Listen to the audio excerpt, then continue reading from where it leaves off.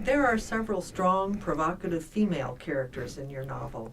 Who were the inspirations for those women? Well, it's mostly made up, composites of people that I've met. I suppose that my lead character, Michelle Friedman, has some personality traits I guess I draw from my wife that I've married to for 26 years. She's a very strong woman. But again, it's mostly made up. Jewish and Chinese culture are not often explored in the same novel. What led you to do this in your novel? There's a time convergence in history. Israel was founded after a struggle in 1949, and across the world, the Chinese nationalists were losing to the Mao and the Chinese communists, also 1948 and 1949.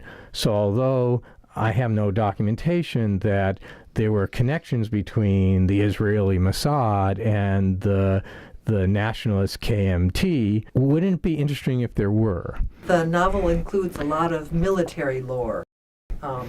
Did you get this maybe from your father? Well, my father was World War II in the Army Air Corps, and certainly I heard lots of stories from my father.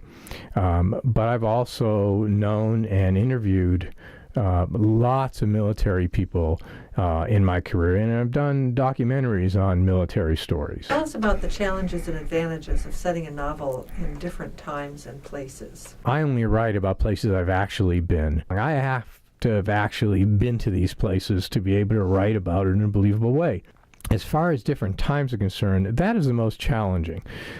Mixing historic flashbacks effectively with the current time action is perhaps for me the most difficult part of writing fiction.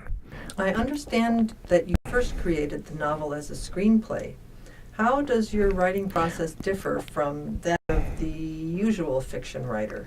The lion's share of my long career as a filmmaker and as a screenwriter. So my brain just works in screenwriting mode.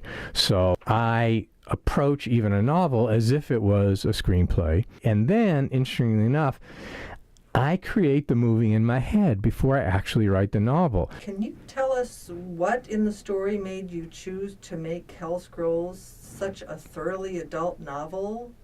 Sex is a part of real life, and I want my characters to be somewhat different. For example, one of the villains in Hell Scrolls has many of the traits that you would find in the usual television or movie fiction.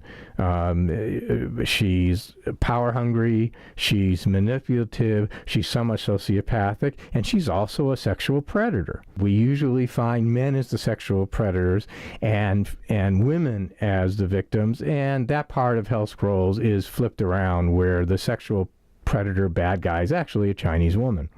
Are you working yet on a sequel? And if so, could you perhaps tell us a little bit about it? Well, Hell Scrolls is the first of a trilogy. The sequel, the second in the trilogy, is operationally titled Spy Watchers. I already have the screenplay format as if it was a screenplay that I explained earlier, outlined, and the characters developed. And I am beginning, I would say I'm about halfway through building the movie in my head. And within the next month or so, I'll have enough of the movie playing in my head that I'll sit down and bang out the first draft.